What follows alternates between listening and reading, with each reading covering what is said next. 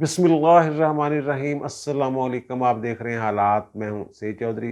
हुकूमत और पार्लियामेंट डट गई हुई है, चढ़ाई कर दी है पूरी उसने सुप्रीम कोर्ट पे। और जो तकरीरें कौमी असम्बली में अरकान असम्बली ने की हैं और हुकूमती वज़रा के जो बयानात सामने आए हैं, उससे ऐसे इशारे मिल रहे हैं कि ये अपनी बका की जंग समझ रहे हैं, कौमी असम्बली की बका की जंग, हुकूमत की बका की जंग। और इस महाज पर वो कुछ फाउल खेलने की तैयारियां भी कर रहे हैं। ये फाउल जो खेलना है ये क्या हो सकता है, इस पर बात करेंगे। और फिर इलेक्शन कमीशन का मूड जो है वो भी जारहाना नज़र आ रहा है। और जो अरकान असम्बली हैं उन्होंने जजों के प्लाटों के बारे में भी बातें की हैं। जनाब उनके प्लाटों का रिकॉर्ड जो है वो पार्लियामेंट में मंगवाया जाए। वो प्लाटों के हवाले से कुछ हमारे पास भी कहानियाँ हैं, वो हम आपके साथ शेयर करेंगे। जजों के प्लाटों शलाटों के बारे में जो बेज़ाब्तियाँ होती हैं, वो कुछ मालूमात जो हमारे पास हैं वो हम आपको बता देंगे जनाब क्या हो रहा है और क्या हुआ है। और फिर सुप्रीम कोर्ट में पीटीआई ने एक दरख्वास्त दे दी है, रिपोर्ट जमा करवा दी है और मुज़ाकरात की एक तरह से नाकामी की रिपोर्ट है। और उन्होंने कहा जनाब जो आपने 14 मई को इलेक्शन का हुक्म जारी कर रखा है उस पर अमल दरामद करवाएं। लेकिन इससे पहले इलेक्शन कमीशन की बात कर लेते हैं। इलेक्शन कमीशन ने जो सुप्रीम कोर्ट ने हुक्म जारी कर रखा है 14 मई को इलेक्शन करवाने का, उस पर नज़रसानी के लिए एक दरख्वास्त दायर की है सुप्रीम कोर्ट में। और वो जो दरख्वास्त है वो बड़ी, उसका जो लबो लहजा है वो दरख्वास्त का लबो लहजा नहीं है। बड़ी माजरत के साथ मैं बात करूँगा। नज़रसानी की दरख्वास्त जो है वो थोड़ी सी एग्रेसिव है। ऐसी लैंग्वेज जो है ये अदालतों में पसंद नहीं की जाती और ना ही ऐसी लैंग्वेज या लबो लहजा इख्तियार किया जाता है। आम हालात में अगर ऐसी दरख्वास्त दायर की जाती है तो उस पर उसके लबो लहजे की बुनियाद पे रजिस्ट्रार ऑफिस जो है वो एतराज़ लगा सकता है। अब इस दरख्वास्त में जो उन्होंने इस्तदा की है, ज़ाहिर तो वो मुअद्दब होकर मुखातब करना होता है, लेकिन वो उन्होंने कहा जनाब आपने गलती की है, जो इलेक्शन की तारीख दी है ये आपका इख्तियार ही नहीं था। जिन्होंने आइन बनाया है उन्होंने आपको ये इख्तियार नहीं दिया, आपको ये इख्तियार इस्तेमाल नहीं करना चाहिए था। और जो उन्होंने इस्तदा की है कि तारीख देने की जो आपने गलती की है इसको दुरुस्त किया जाए, इस तरह की उसकी लैंग्वेज है और जारियत टपकती है उसमें से। और जो मैंने अर्ज़ किया है, कई दिनों से अर्ज़ कर रहा हूँ कि ये सारे जो अदारे हैं ना ये एक पेज पे हैं और हम ख्याल और पीटीआई दूसरे पेज पे है। और जब इतनी बड़ी कुव्वत साथ हो तो फिर लहजा जो है वो थोड़ा सा, लहजे में क्या कहते हैं उसको, बदमाशी थोड़ी सी आ ही जाती है। तो इस तरह की वो दरख्वास्त है। बहरहाल देखें अब उस पर नंबर लगता है, कब उसकी समाअत होती है, क्या होता है क्या नहीं होता है। और दूसरी तरफ जो पीटीआई है उन्होंने एक रिपोर्ट की शक्ल में दरख्वास्त जो है वो सबमिट की है और उसमें उन्होंने जो मुज़ाकरात हुए हैं हुकूमत के साथ उसका खुलासा बयान किया है। और ये इब्तिदा में दोनों पार्टियां जो हैं, पीटीआई और हुक्मरान, जो भी मुत्तहदी जमातों के जो लोग थे मुज़ाकरात में शामिल, वो तफसीलात नहीं बता रहे थे कि क्या हो रहा है, किस तारीख पे बात हो रही है। जो पीटीआई वालों ने दरख्वास्त दायर की है उसमें उन्होंने पूरी तफसीलात जो हैं वो फराहम की हैं अदालत को और इस्तदा की है कि जनाब जो आपका हुक्म है इलेक्शन करवाने का पंजाब में, उस पर अमल दरामद करवाया जाए। और उसमें उन्होंने ये बताया है कि जो पीडीएम है या हुक्मरान जमातें हैं वो कहती हैं कि जनाब 30 जुलाई को हम कौमी और 2 सूबाई असम्बलियाँ जो हैं वो तहलील करेंगे और इस तरह इलेक्शन जो हैं वो अक्टूबर में होंगे। ये बात सबसे पहले, बल्कि मेरे अलावा शायद किसी ने बताई ही नहीं, किसी टीवी चैनल में चली ही नहीं। 29 अप्रैल को जो हमने वीलाग किया था, जब डायलॉग शुरू हुए थे, उसी रात जो मैंने वीलाग किया था उसमें मैंने क्या कहा था ये सुनिए ज़रा। एक दरमियानी रास्ता हो सकता है कि बजट पेश करने के बाद वो जुलाई में असम्बलियाँ तहलील कर दें। फेज़ 7 के लिए कह रहा हूँ, फेज़ 7 के लिए जो बातें चल रही हैं वही बात बता रहा हूँ। जो डाट मुख्तलिफ हैं उनसे मैं तस्वीर बनाने की कोशिश कर रहा हूँ, जो मुझे थोड़ी बहुत इत्तला मिली है कि जुलाई में असम्बलियाँ तहलील कर दें बजट के बाद और अगस्त तक ना लेके जाएं। तो फिर 90 दिन बाद इलेक्शन हो, वो फिर अक्टूबर में ही होना है। यानी जो सितंबर वाली ख्वाहिश है ना इनकी कि 16 सितंबर से पहले पहले हो जाए, वो नहीं होने देना उन्होंने। अपने इस व्लॉग में मैंने ये आइन में तरमीम, एक दफ़ा तरमीम करने वाली बात भी की थी। ये बात भी उन्होंने अपनी दरख्वास्त में कही है कि हमने ये तजवीज़ दी थी कि जो 90 दिन से आगे मामला चला गया है या जा रहा है, उसको आइनी तहफ़्फ़ुज़ देने के लिए वो एक आइन में तरमीम कर ली जाए। इस तरह की बातें, जो भी दरख्वास्त में बातें हैं, ये अल्हम्दुलिल्लाह हम अपने व्लॉग में आपको बता चुके हैं। अब ये इस चक्कर में गए हैं कि सुप्रीम कोर्ट कहेगी नहीं जी नहीं, सुप्रीम कोर्ट तलवार खींच लेगी, हुकूमत की गर्दन पे रख देगी, इलेक्शन कमीशन की कनपट्टी पे रख देगी कि जनाब इलेक्शन करवाएं 14 मई को। ये 14 मई को एक पहली बात है, इलेक्शन नहीं होने। और दूसरी ऐसी इतलात भी हैं कि जो हुकूमत की तजवीज़ है जुलाई वाली, अब हुकूमत भी अपनी रिपोर्ट जो है वो सबमिट करने वाली है सुप्रीम कोर्ट में, और अटॉर्नी जनरल ने कहा कि जनाब हम रिपोर्ट तैयार कर रहे हैं, मुज़ाकरात के हवाले से वो सुप्रीम कोर्ट में सबमिट कर देंगे, जिसके बाद सुप्रीम कोर्ट जो है वो तारीख देगी इस मामले की समाअत के लिए। तो पहले तो उन्होंने कहा था मुनासिब हुक्म, जब इनको उन्होंने कहा था कि जनाब आप मुज़ाकरात करें तो फिर हम मुनासिब हुक्म जारी करेंगे, अगर कामयाब होते हैं फिर कुछ और हुक्म होना था, और अगर कामयाब नहीं होते तो फिर मुनासिब हुक्म हम जारी करेंगे। अब ये ज़रूरी नहीं है कि पीटीआई की बात मानी जाए। ये मैं बड़ी अजीब बात कर रहा हूँ, इसके पीछे मेरे पास कुछ इन्फॉर्मेशन है, और मुझे ये लग रहा है, जब मुझे ये बताया गया है कि मूड जो अदालत का है वो कुछ ऐसा ही नज़र आ रहा है कि शायद पीटीआई की जो दाल है वो गलने वाली नहीं है, मामला कुछ लटक जाएगा, कुछ आगे चले जाएगा। और दूसरी तरफ वो जो पार्लियामेंट वाले हैं वो तो खैर डटे हुए हैं, और इलेक्शन कमीशन जो है वो ये कह रहे हैं कि जनाब आइन में तरमीम शर्मीम वाली बात है, उसकी ज़रूरत नहीं है, आइन का आर्टिकल 254 है, वो ये कहता है कि अगर मुकर्रर मुद्दत के अंदर कोई काम नहीं होता तो वो गैर आइनी नहीं होगा, अगर बाद में भी हो जाता है। तो उन्होंने हाजी सैफुल्लाह केस की ये मिसाल दी है, बतौर नज़ीर पेश किया है कि 4 माह इलेक्शन जो है वो आगे हो गए थे, सुप्रीम कोर्ट ने कर दिए थे। इस तरह का कोई उन्होंने मुद्दा जो है वो सुप्रीम कोर्ट में उठाया है। तो अब देखें जनाब क्या बनता है क्या नहीं बनता। और दूसरा यार जो बात है ना, इस पर मैं बात करना चाह नहीं रहा था, शौकत खानम पे। इमरान खान साहब अब हो गए जनाब दोबारा बीमार। पहले भी इन्होंने अपने मेडिकल जो था ना, जो मेडिकल सर्टिफिकेट इन्होंने लिया था और जो अपना इलाज इलूज करवाया था वो शौकत खानम से करवाया था। और फिर इन्होंने एक ज़ाहिर उस वक्त इनकी पंजाब में हुकूमत थी, तो इन्होंने एक सरकारी अस्पताल से भी अपना एक मेडिकल सर्टिफिकेट बनाया था, चोटों चोटों का ये वो। उस वक्त यास्मीन राशिद साहबा जो है वो वज़ीर सेहत थी, तो उन्होंने शायद वो कोशिश करके डॉक्टर पहुंच गए थे वहाँ, बना बनू के उन्होंने सर्टिफिकेट दे दिया था। और अब इन्होंने वहाँ इस्लामाबाद हाई कोर्ट में, इस्लामाबाद हाई कोर्ट ने कहा जनाब ये क्या मजाक बनाया हुआ आपने, जो सिविल कोर्ट समझ लिया हमें, हम इतना नीचे गिर गए हुए हैं कि जनाब आप आते हैं और ना शामिल तफ्तीश होते हैं और ना पेश होते हैं, और पेश होते हैं तो उसके बाद शामिल तफ्तीश नहीं होते। तो ये जनाब कल हर सूरत में पेश हो जाए, कल यानी आज 4 मई को उन्होंने कहा अगर पेश ना हुए ना तो फिर जनाब आपकी जो दरख्वास्तें हैं ना ज़मानत की, हमने खारिज कर देंगे। उन्होंने वहाँ ना शौकत खानम का सर्टिफिकेट पेश किया है कि जनाब शौकत खानम के डॉक्टरों ने ये कहा है कि जब लाहौर हाई कोर्ट में पेश हुए तो इनको चोट लग गई कोई, तो सूजन साजन बढ़ गई, इनका ज़ख्म जो है वो हिल गया है टांग पे जो था।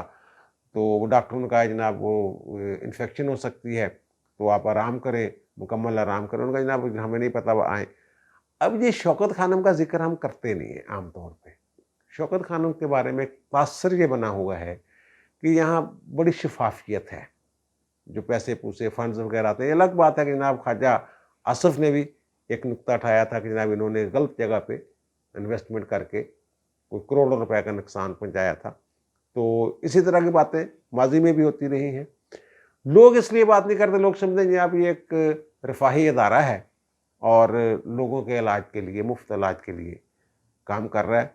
अगरचे वहाँ बड़ा स्ट्रिक्ट है उनका जो मामला है दाखिल करने का, वो कुछ ऐसे मरीज़ों को जो एक ख़ास मरहले पे पहुँच चुके हों उनको दाखिल नहीं करते, उनका इलाज ही नहीं शुरू करते, और वो आमतौर पे उन मरीज़ों पे हाथ डालते हैं जिनके बारे में उनका ख्याल होता है कि जनाब ये काबिल इलाज सतह पे हैं। तो शौकत खानम के बारे में माजी में भी कुछ किस्से उठते रहे हैं, सवालात उठते रहे हैं। सरफराज नवाज होते थे जनाब, इनके साथ क्रिकेट खेलते थे और वो भी फास्ट बॉलर थे, बड़े क्रिकेटर थे। उन्होंने तो बड़े अजीबो-गरीब सवालात उठाए थे शौकत खानम पे। उन्होंने तो ये भी इल्ज़ाम लगाया था कि इनके जो ससुराली हैं, गोल्डस्मिथ वगैरह, उनकी फार्मास्यूटिकल कंपनियां हैं और वो इंसानों पे तजर्बे करना चाहते हैं कैंसर के। तजर्बागाह बनाई है उन्होंने। ये बात जो है ना, ये 4-5 साल पहले एक वो जो इंडियन चैनल पे रजत शर्मा का शो आता है, आपकी अदालत, सरफराज नवाज के हवाले से उन्होंने भी ये सवाल पूछा था। फॉर्मर इन लॉज की कंपनीज हैं, वो कुछ एक्सपेरिमेंट्स करना चाहती थी कैंसर की दवाएं बनाने के लिए, वो इंसानों पर वो एक्सपेरिमेंट हो। अच्छा, इमरान खान साहब ने इसकी तरदीद करने के बजाय ना सरफराज नवाज को गालियां देना शुरू कर दी थी। बुरा भला, गालियां तो नहीं, बुरा भला कि जानवरों की सतह से नीचे गिर गया है ये बंदा, मैं इस पर बात नहीं करना चाहता। कि जानवरों की सतह से नीचे जा चुका है। इस तरह के मामलात हैं।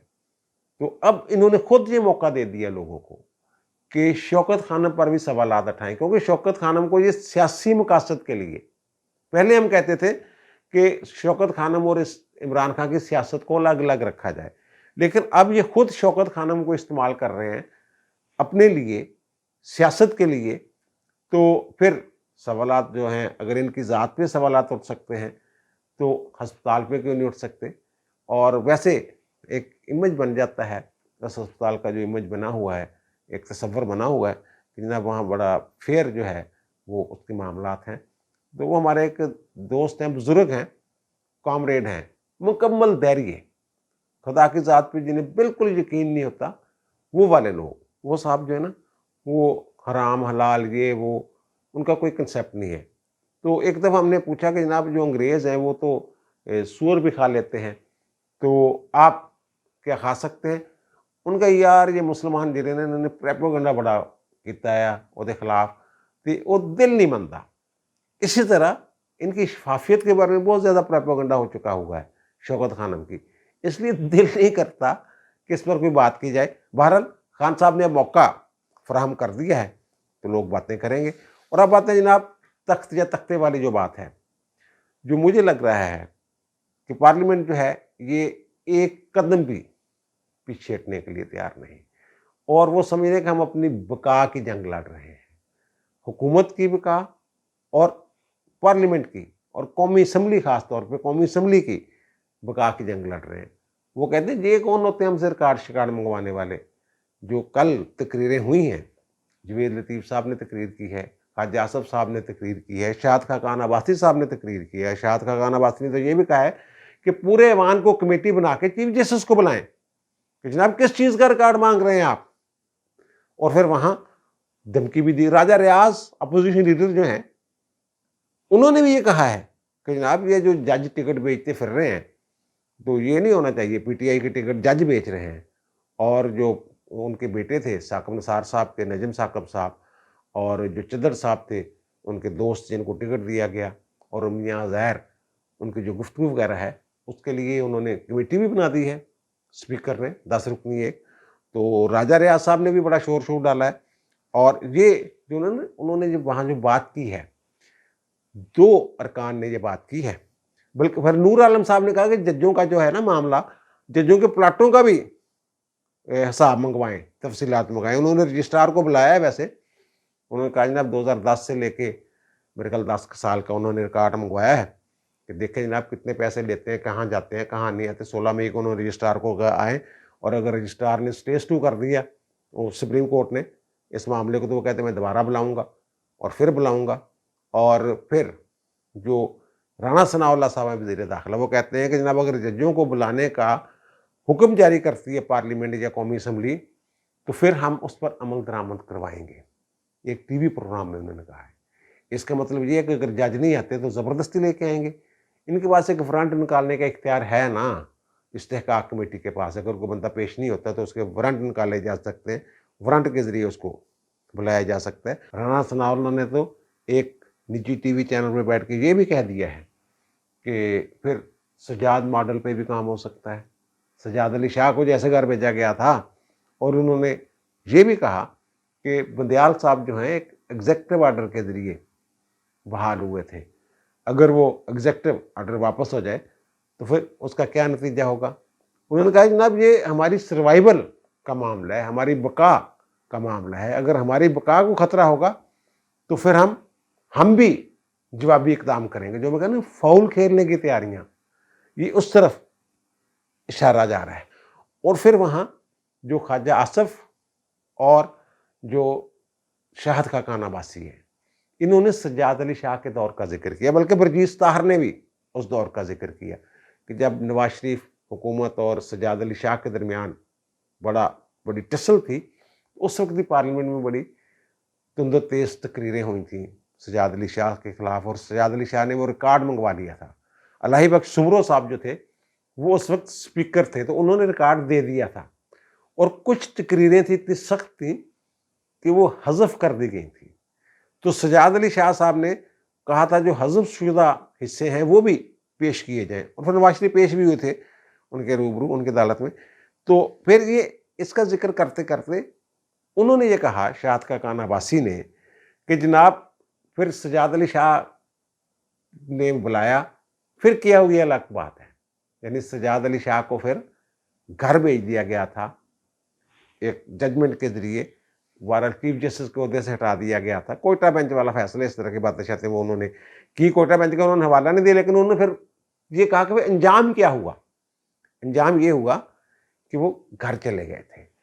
और फिर जो एक साहब जो हैं उन्होंने ये भी कहा, मेरा ख्वाजा आसफ ने ये बात की है कि जो बनी गाला को इन्होंने लीगलाइज किया था साकम निसार साहब ने, उन्होंने कहा ये इसका अपना लालच था, इसका अपना वहाँ बनी गाला रोड पे प्लाट था साकम निसार साहब का, और वो कहते आज भी एक जज साहब का 10 कनाल का वहाँ पे प्लाट है, इसलिए इन्होंने वो लीगलाइज वगैरह जो भी मामला था वो किया हुआ था। और जवेद लतीफ़ साहब ने कहा जनाब इलेक्शन कमीशन ने जो दरख्वास्त दी है हमें उसके पीछे खड़ा होना चाहिए, अगर खड़े न हुए तो फिर इलेक्शन कमीशन का ये वैसा ही हाल होगा जैसे वकार सेठ का हुआ था, जिन्होंने मुशर्रफ को सज़ाए मौत सुनाई थी, और शौकत अजीज़ सिद्दीकी जैसा हाल करेंगे जो उनका। एक तो कमेटी बुला के चीफ जस्टिस को बुलाने वाली बात की, और दूसरी उन्होंने ये कहा शाहद खान अब्बासी साहब ने कि जनाब ये रिकॉर्ड नहीं देना, आपने हमसे पूछे बगैर, पहले हमसे पूछे, अलाई बख्श सुमरो की तरह रिकॉर्ड ना चुप करके पकड़ा देना। ज़ाहरा 69 का तहफ़्फ़ुज़ हासिल है, जो अदालती कार्रवाई होती है उस पर तो अदालत जो है कोई एक्शन ही नहीं ले सकती। ये जो यूसुफ रज़ा गिलानी वाला केस था, आपको याद होगा, यूसुफ रज़ा गिलानी के जो वोट कम नहीं गिने गए थे उनके हक़ में, संजरानी को जितवा दिया था, तो उसमें तो ये इस्लामाबाद हाई कोर्ट की जजमेंट है, अब उसके खिलाफ इंट्रा कोर्ट अपील जो है वो पेंडिंग है। तो उसने कहा था जनाब ये तो पार्लियामेंट की कार्रवाई है, इसमें तो हम मुदाखलत ही नहीं कर सकते। अब ये प्लाटों वाला मामला क्या है, एक तो मैंने जिक्र किया कि ख्वाजा आसफ ने कहा कि ख्वाजा उसका अपना प्लाट था साकम निसार का, और दूसरा उन्होंने जो नूर आलम खान साहब उन्होंने कहा जनाब प्लाटों की तफसीलात भी मंगवाएं। अब जज जो है ना वो रोटी देखिए ना आपने, कहते जिमें टोकनू कीड़े पैंदे ने, कीड़ियाँ पैंदे ने, जैसे रोटी की तरफ लपकती है ना चूंटियाँ, अगर आप टुकड़ा फेंक दें नीचे तो चूंटियाँ चिमट जाती हैं उससे। जज प्लाटों के लिए इस तरह रिएक्ट करते हैं, इस तरह भागते हैं प्लाटों की तरफ।